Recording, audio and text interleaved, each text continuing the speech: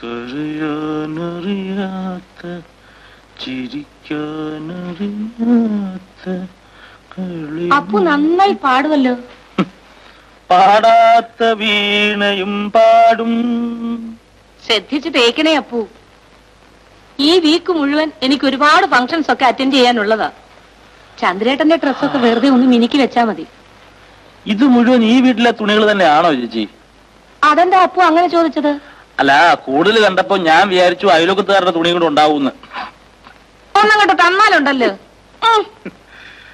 അപ്പുനറിയാവോ, എനിക്ക് 120 സാരീസ് ഉണ്ട്. ബിജുമോന് 30 സെറ്റ്സ്. ചന്ദ്രേട്ടന് മാത്രമേ ഉള്ളൂ ഇവിടെ തുണി കുറവ്. ചന്ദ്രേട്ടന് പിന്നെ സൊസൈറ്റിയിൽ മൂവ് ചെയ്യേണ്ട കാര്യമൊന്നുമില്ലല്ലോ. കളിയാക്കല്ലേ Appu. Hello, yes, Sulochana Menon speaking. Mrs തമ്പേരാണല്ലേ? എന്താ ഇങ്ങോട്ടൊന്നും കാണാനില്ലല്ലോ. നാളെയോ? ഏത് പടം? എവിടെ? ഞാൻ വരാൻ നോക്കാം കേട്ടോ. ഓക്കെ, ശരി ശരി, ഓക്കെ. ഏത് പടാ? പ്രേമപ്രതിജ്ഞ.